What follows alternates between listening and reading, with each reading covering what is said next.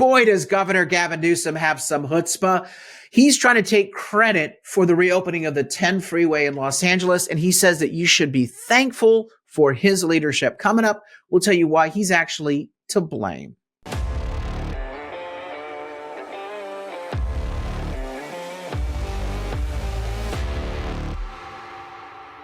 I'm Carl DeMaio, chairman of Reform California, and this weekend, Governor Gavin Newsom held a press conference with Vice President Kamala Harris, Los Angeles Mayor Karen Bass, and several other politicians to basically pat themselves on the back. And they said, yeah, you should be grateful for their leadership. They deserve your praise. They got the job done. The reopening of the 10 freeway ahead of schedule. Well, when in fact, in a previous episode of this show, we actually went through the 5 reasons why Newsom and his administration are actually responsible for the big fire, the big inferno that shut down that 10 freeway stretch going into downtown Los Angeles. Originally, they were thinking it might be months it would take to rebuild the freeway. Then they said weeks. Then they said maybe days. It ended up being days. They got it done quicker, thank goodness, than we thought. But hold on a second. We'll get into the real culpability. First, here is the story. 10 freeway in downtown Los Angeles reopens ahead of schedule after arson fire. Everyone's very grateful, okay, that we're going to be able to get at least back to a crappy commute, not just a disastrous commute. Here is Governor Gavin Newsom tooting his horn. There you got Kamala Harris standing behind him, and then Karen Bass, and then that's Senator Alex Padilla there. Listen on in. Narrative of opening up those corridors, particularly for local businesses in the area. But this is a significant and a big day. And what was also significant and big in every way was the support of the federal administration. And I want to, before I introduce the vice president. Wait a minute. He's thanking Joe Biden and Kamala Harris. Thank you to the federal administration. What did they do? I mean, seriously, what did they do? Did they pick up a single shovel? Oh, I know it's a freeway, but it's a Caltrans issue first and foremost. This is quite remarkable. I mean, he's so desperate to try to run for president that he's got to get federal involved in everything. Listen, President brag a little bit on Secretary of Transportation Pete Buttigieg. He's going to brag about the Secretary of Transportation Pete Buttigieg, who has no experience, by the way, in transportation. When he was nominated to be secretary, he was nominated simply because he was gay. Everyone knows that, okay? You know, he was historic, the first gay cabinet member. Well, he wasn't. Actually, Rick Grinnell was. But what did he do? What did the Secretary of Transportation do to fix the damage underneath this freeway so that it could be reopened? Nothing. Again, they're bragging about Pete Buttigieg. They're bragging about Biden and Kamala Harris. They don't deserve any of the credit. No, this is nothing but a bunch of bootlicking that's going on here. All these politicians congratulating themselves, which is about the only thing they know how to do very well, is congratulate themselves and take credit for other people's work.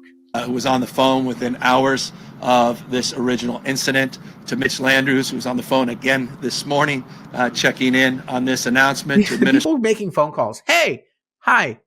Make sure you use my name in the press conference. That's how it goes. It's a bunch of press flack saying, make sure you spell my name right in the press release. They're not actually doing anything to reopen this stretch of the highway.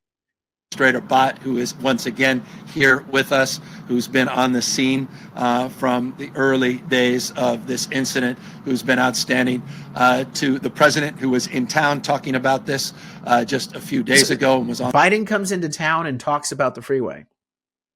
So thank you, Mr. President. Boy, because you did that, this freeway gets to be reopened. This is absurd, absolutely absurd. Can we actually get to the people who worked around the clock and actually did the work instead of thanking politicians for mentioning the importance of this project and making some phone calls? On the phone well over a week ago, checking in on this, and the vice president, who's been checking in on a consistent and daily basis. You've heard that from Mayor Bass in their conversations, and we're just honored and privileged to have all her. it takes to fix a road these days is just checking in. So if you want that pothole fixed in front of your house, just ask a politician to check in. No shovel required, no asphalt required at all. It's just checking in and making phone calls and mentioning. This guy is such an asshat.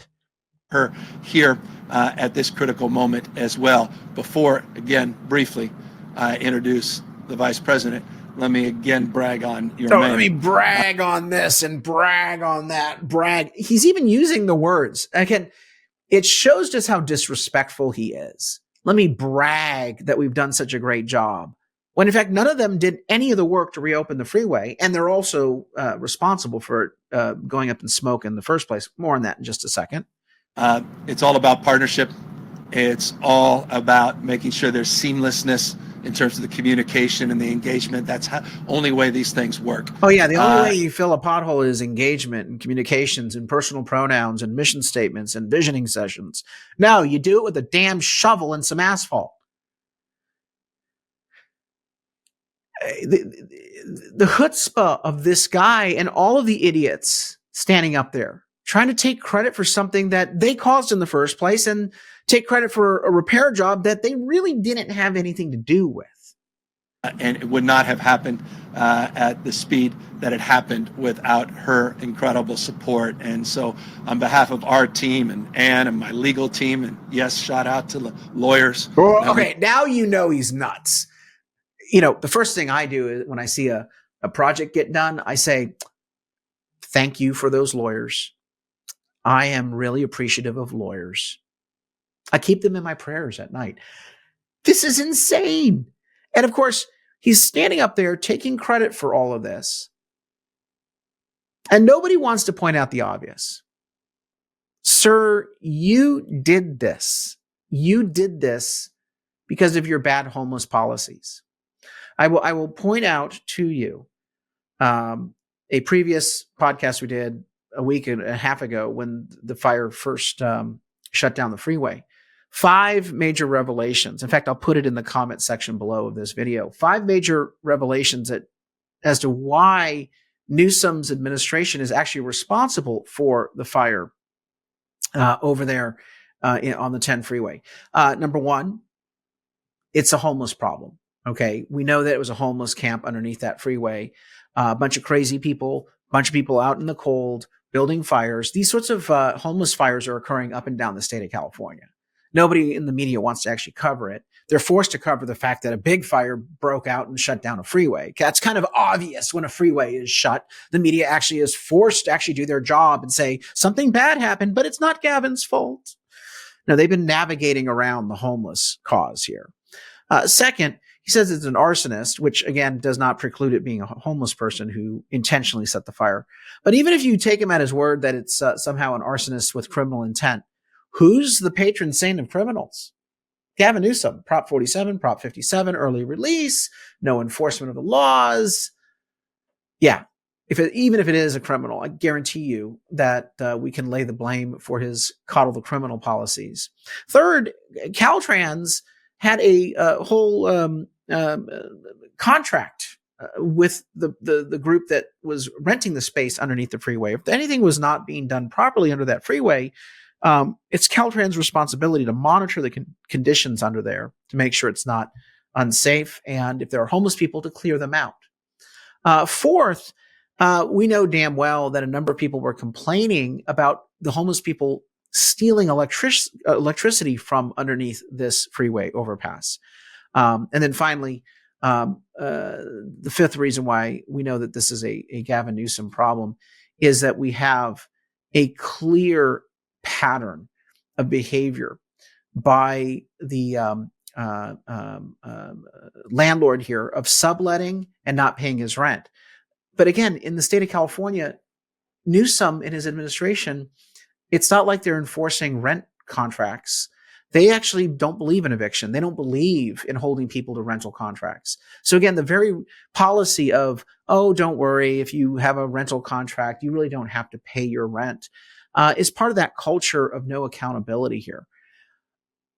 All 5 of these elements are a perfect example of why he's to blame for this inferno starting in the first place. And people like Karen Bass, who refused to change any of these policies. But now we're supposed to thank him? No, the only reason why these politicians moved quick on this issue is they knew that their ass would be handed to them on a silver platter if the commute of Angelenos dragged on and on and on with disruption. You can do a lot of things to people in California. You screw with their commute. Oh yeah. Now we got a moment of clarity here. And so that's the only reason why these politicians moved with any sort of speed at all. Alex Michelson from Fox 11 asked Newsom, if you're able to do this quickly with fixing an overpass and reopening a freeway, why can't you do this with more issues? Why can't you actually perform and meet schedules and expectation with more issues? And Newsom offered up nothing but word salad and basically came back and said, we've been cleaning up the state of California through our homeless camp cleanups. Really? I don't think any Californian will say that things are cleaner today than they were 5 years ago when Newsom took office. Look, at Reform California, we are trying to hold Newsom and these Democrat politicians accountable for their failures and not let them take credit for things that they had nothing to do with in the first place. Go to the website reformcalifornia.org and share the stories that we have up there. Chip in a contribution so we can continue to do this sort of work because we are entirely supported by grassroots supporters like you. Like this video so that we can goose the algorithm and get it out to more and more people. Share it with your friends on social media. Also, don't miss an episode of Reform California. Click the subscribe button and then pound that notification button as well, because we post a new episode every day and we want to keep you informed on breaking news in California politics. Until next time, Carl DeMaio, Chairman of Reform California. Thanks for watching. Help us break through the censorship of the liberal media by liking this video, sharing it with your friends, and subscribe to my YouTube channel.